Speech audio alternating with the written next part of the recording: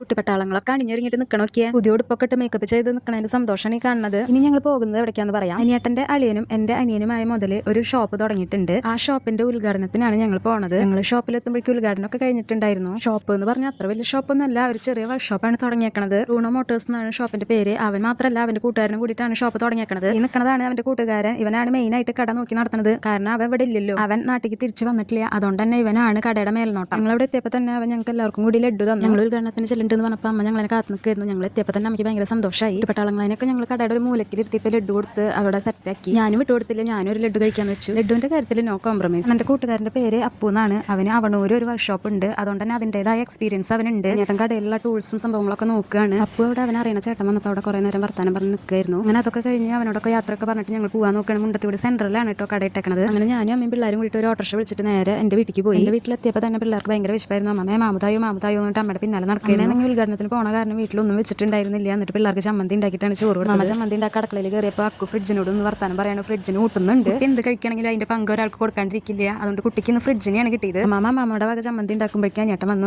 എന്റെ സന്തോഷമാണ് അക്കുന്റെ മുഖത്ത് കാണുന്നത്. കുട്ടികൾക്ക് മൂന്നാൾക്കും എന്താണെന്നറിയില്ല, അച്ഛൻ പുറത്ത് പോയി വന്നു കഴിഞ്ഞാൽ ഒരു ആക്രാന്ത അച്ഛനോട്. മൂന്നാളും അച്ഛൻ കുട്ടികളാണ്. അങ്ങനെ അമ്മയുടെ ചമ്മന്തി ഒക്കെ കൂട്ടിയിട്ട് മടമടാന്ന് ഭക്ഷണം കഴിച്ചിട്ട് ഞങ്ങൾ തിരിച്ച് വീട്ടിലേക്ക് പോവാണ്. പോണ വഴിക്ക് ചിക്കൻ വാങ്ങാന്ന് പറഞ്ഞിട്ട് ഞങ്ങൾ എല്ലാവരും കൂടി ചിക്കൻ വാങ്ങാൻ കയറി. അനിയേട്ടൻ ചിക്കൻ വാങ്ങാൻ കയറിയപ്പോൾ സ്കൂളിൽ കുട്ടികൾ പണിഷ്മെന്റ് കിട്ടിയിട്ട് പുറത്ത് നിൽക്കണ പോലെ നിൽക്കണോക്കിയ. ഇന്നത്തെ വിശേഷം ഇത്രയുള്ളൂ.